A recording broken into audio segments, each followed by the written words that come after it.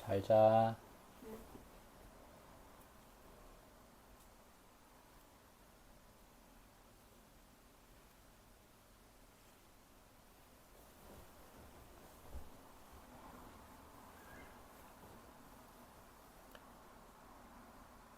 한국우수 전래동화 69 교과서에 수록된 한국 전래 명단편 모음 머리 9 달린 괴물 왜?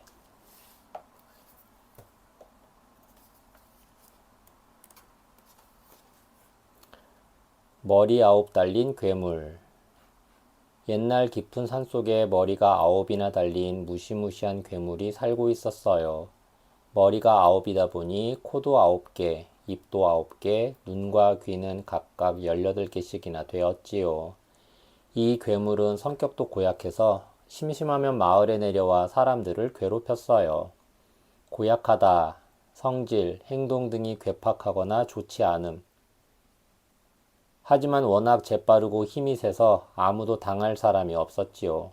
그러던 어느 날 괴물은 또 못된 짓을 할 궁리를 하며 산 아래를 내려다보고 있었어요. 궁리, 이리저리 따져 깊이 생각하거나 연구함. 그때 마침 궁궐에서 공주가 연못가를 거닐고 있는 게 보였어요. 괴물은 한달음에 궁궐로 달려가 공주를 번쩍 들고 산속으로 돌아왔어요. 궁에는 많은 군사들과 사람들이 있었지만 누구도 괴물과 싸워 이길 수가 없었지요. 임금님은 두려움에 덜덜 떨며 전국에 방을 붙이라고 명령하였어요. 방, 여러 사람에게 널리 알리기 위하여 길거리나 사람이 많이 모이는 곳에다 붙이는 글. 공주를 구해오는 사람은 부마로 삼을 것이며 많은 상금을 주겠다는 방이었어요. 부마, 임금의 사위. 그러나 사람들은 괴물 소리만 들어도 벌벌 떨며 숨어버렸어요.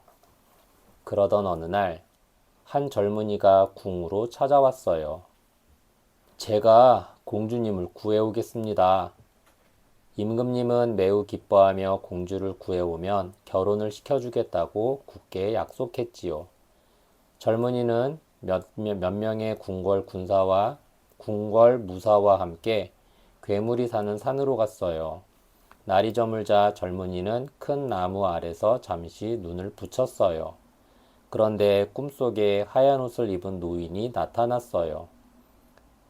나는 이 산의 산신령이다. 이 산의 맞은편 산속에 가면 커다란 바위가 있다. 그 바위를 드러내면 땅속으로 들어가는 구멍이 나올 것이다. 그곳이 바로 네가 찾는 괴물의 소굴이다. 젊은이가 깜짝 놀라 눈을 번쩍 떴어요. 젊은이는 갑자기 온몸에서 용기가 솟아올랐어요. 젊은이는 무사들을 깨워 산신령이 가르쳐준 곳을 찾아 나섰어요. 저 아래서 요란한 소리가 들립니다. 큰 바위 아래를 내려다보던 무사가 외쳤어요. 젊은이가 달려가 보니 천둥 소리보다 큰 소리가 바위 아래서 들려왔어요. 저 바위 아래 동굴에 괴물이 있는 게 틀림없어. 젊은이는 칡 넝쿨로 새끼줄을 만들고 대나무로 큰 바구니를 엮었어요. 그러고는 바구니를 새끼줄에 매달아 타고 바위 아래로 내려갔어요. 동굴을 내려다보던 무사들은 지레 겁을 먹고 도망을 쳤어요. 지레, 무슨 일이 채 되기 전이나 어떤 기회, 시기가 이르기 전에 미리. 바위 아래 동굴에서는 괴물이 쿨쿨 자고 있었지요. 코 고는 소리가 어찌나 큰지 바위가 흔들거렸어요. 괴물 옆에서 바들바들 떨며 앉아있는 공주가 젊은이를 보자 깜짝 놀라 소리쳤어요. 누구시지요? 쉿!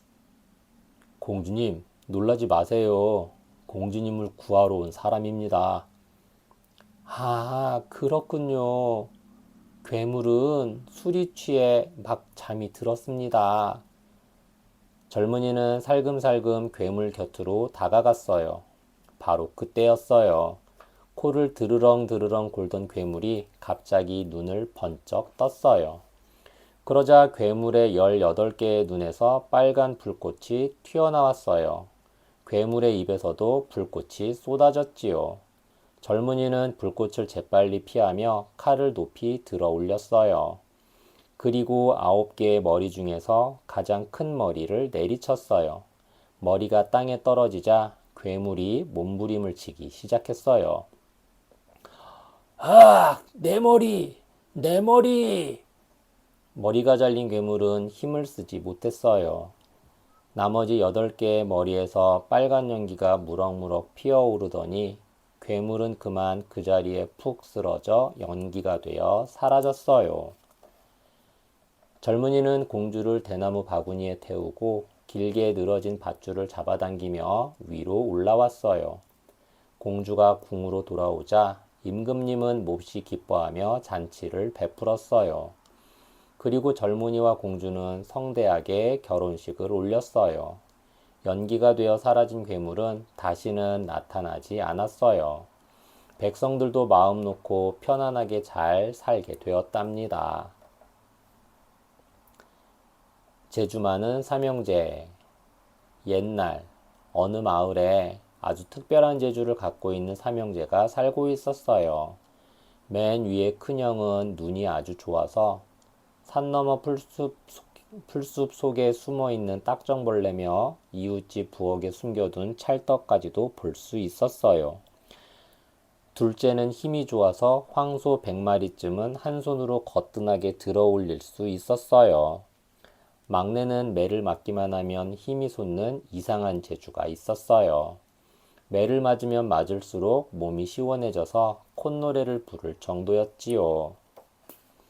비가 오랫동안 내리지 않던 어느 여름이었어요. 긴 가뭄으로 곡식들은 말라 죽고 동네 우물에는 물 한 방울 없었지요. 가뭄, 오랫동안 비가 내리지 않음. 형님, 배고파서 못 살겠습니다. 휴, 큰일이구나. 마을 사람들이 다 굶어 죽게 생겼어. 형님, 아우를 데리고 산에 올라가 먹을 것 좀 찾아봅시다. 둘째의 말에 삼형제는 홀쭉해진 배를 움켜잡고 산으로 올라갔어요. 산 위에서 마을을 내려다보던 큰형이 갑자기 소리를 질렀어요. 쌀이다. 쌀가마니가 가득 쌓여 있다. 큰형이 본 것은 고을 원님이 사는 관과 곳간에 가득 쌓아둔 쌀가마였어요. 곳간, 물건을 간직하여 두는 곳, 창고. 저런 못된 욕심쟁이 원님 같으니라고. 큰형은 동생들을 데리고 부랴부랴 집으로 돌아왔어요. 아우야, 관과 곳간에 쌓인 쌀가마를 들고 나올 방법이 없겠느냐? 형님, 좋은 수가 있습니다. 힘이 장사인 제가 몰래 들어가 그 쌀가마니를 다 지고 나올 테니 그동안 형님이 망을 봐주세요. 좋다. 그럼 오늘 밤 쌀가마를 가지러 가자꾸나. 그날 밤 삼형제는 살금살금 관과 곳간으로 숨어 들어갔어요. 둘째는 잠시도 쉬지 않고 쌀가마를 두 어깨에 수십 가마씩 지고 나왔어요. 그렇게 대여섯 번을 왔다 갔다 해도 땀 한 방울 흘리지 않았지요. 대여섯 번, 다섯이나 6번. 눈이 좋은 큰형이 망을 보고 있어서 들키지도 않았어요. 다음 날 아침, 삼형제는 쌀가마를 들고 마을을 돌아다니며 사람들에게 나누어 주었어요. 아이고, 고맙기도 하지. 굶주려 있던 마을 사람들은 눈물을 글썽이며 인사했어요. 그 소문은 어느새 원님 귀에까지 흘러들어가게 되었어요. 욕심 많고 심통스런 원님은 온몸을 부들부들 떨며 고래고래 소리를 질렀어요. 쌀 도둑놈을 당장 잡아오거라. 무서운 벌로 다스릴 게야. 포졸들은 원님의 호령에 질려 사람들을 마구 잡아가기 시작했어요. 호령, 큰 소리로 꾸짖음. 그것을 지켜보던 막내가 관가로 달려갔어요. 죄 없는 사람들을 다 풀어주시오. 쌀가마를 들고 나온 건 나요. 오호라, 바로 너로구나. 어디 무서운 맛 좀 볼 테냐? 원님은 긴 수염을 쓰다듬으며 포졸들에게 곤장 100대를 치라고 말했어요. 곤장, 옛날에 죄인의 엉덩이를 치던 도구로 주로 버드나무로 만듦. 막내는 형틀에 묶인 채 매를 맞기 시작했어요. 형틀, 옛날에 죄인을 다스릴 때 쓰던 도구. 철석, 철석. 소리가 날 때마다 사람들은 어깨를 움찔움찔하며 두 눈을 가렸지요. 그러나 막내는 몽둥이를 내리칠 때마다 아이 시원해라 하며 껄껄 웃었어요. 그것을 본 원님은 화가 나서 이번에는 곤장 1000대를 치라고 말했어요. 막내는 이제 얼씨구 절씨구 시원해라 노래까지 불렀어요. 곤장을 치던 포졸들은 힘이 빠져 주저앉아 버렸지요. 원님도 기가 막혀 멍하니 바라보다가 막내를 풀어주었어요. 막내가 터벅터벅 걸어 나오자 관가 문 앞에서 기다리던 큰형과 둘째가 달려왔어요. 막내야, 어디 다친 데는 없느냐? 다치기는요, 아주 엉덩이가 시원합니다. 그 모습을 지켜보던 마을 사람들이 덩실덩실 춤을 추며 노래를 불렀어요. 우리 동네 삼형제, 재주 많은 삼형제, 천년만년 행복하게 우리 함께 살아보세. 삼형제도 마을 사람들과 함께 춤을 추며 집으로 돌아갔답니다. 엄마 아빠랑 함께 읽어요.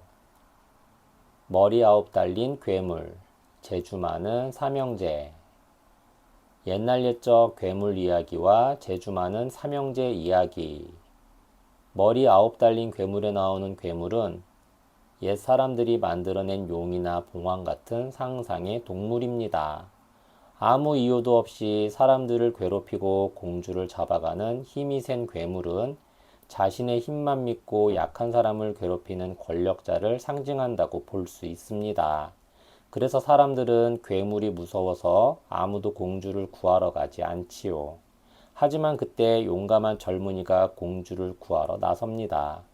젊은이는 권력이나 힘에 굴복하지 않고 바른 일을 위해 앞장서 싸우는 사람, 즉 정의로운 사람을 뜻합니다.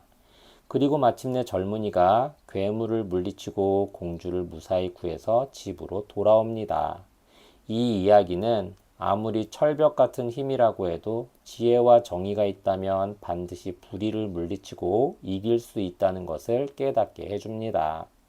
재주 많은 삼형제는 재주가 뛰어난 삼형제가 욕심 많은 원님을 혼내주고 백성들에게 쌀을 골고루 나누어 주었다는 이야기입니다.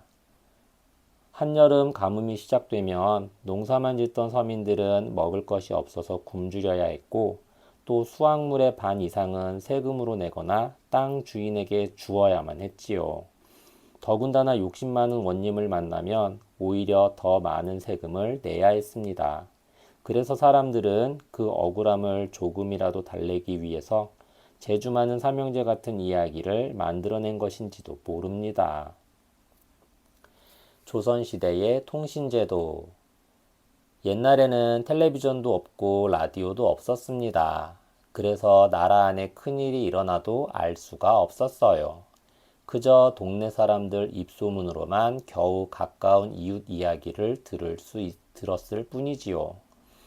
그래서 나라에 큰일이 생기거나 백성들에게 급히 소식을 전할 때는 방이라는 걸 붙였습니다. 방은 여러 사람에게 널리 알리기 위하여 길거리나 사람이 많이 모이는 곳에 써 붙이는 글입니다. 또 나라에 전쟁이 났을 때 긴급한 사정을 서울이나 각 지방에 신속하게 알려주는 제도가 있었습니다. 그것을 봉수라고 합니다. 높은 산 위에 봉화대를 설치하고 밤에는 횃불로, 낮에는 연기를 피워 올려 소식을 급히 전하는 일을 담당했지요. 우리네 옛 생활 모습, 관가의 곳간. 옛날 관가의 곳간은 지금의 창고와도 같았습니다. 요즘은 모든 세금을 은행에 가서 돈으로 내지만 옛날에는 돈이 흔하지 않았어요. 그래서 주로 농사를 짓던 서민들은 곡식, 쌀, 밀, 보리 등으로 세금을 내거나 옷감, 꿀, 특산물, 그 지방에서만 나는 농작물이나 만들어낸 물건으로 세금을 내곤 했어요. 고을 원님은 그것들을 거둬들여 임금님이 계시는 궁궐로 보내기도 하고 마을 일에 쓰기도 하였습니다. 또 가뭄이나 홍수가 들어 서민들의 생활이 어려울 때에는 다시 나누어 주어 도움을 베풀었습니다. 바로 이러한 것들을 모아두는 창고가 관가의 곳간이었습니다.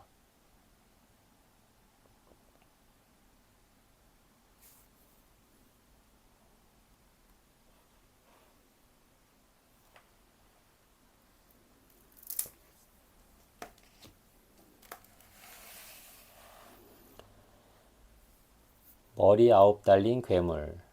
어느 깊은 산 속에 머리가 9이나 달린 괴물이 살고 있었어요.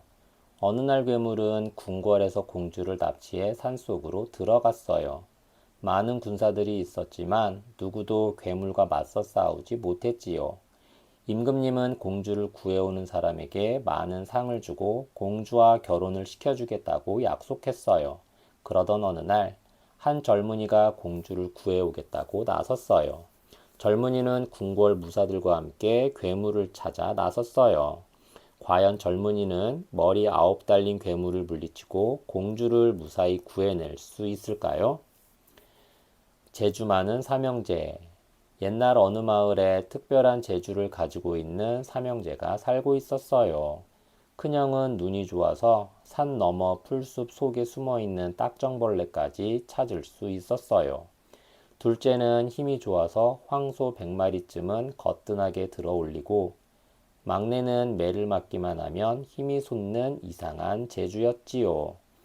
긴 가뭄으로 곡식이 다 말라 죽고 동네 우물에는 물 한 방울이 없는 어느 여름이었어요. 그런데 글쎄, 고을원님의 관가 곳간에는 쌀이 수북이 쌓여 있는 것이 아니겠어요?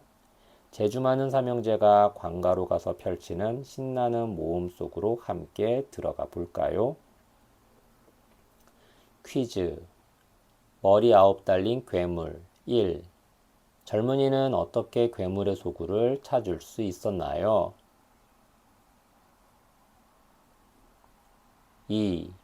젊은이는 머리가 9이나 달린 괴물을 어떻게 물리쳤나요?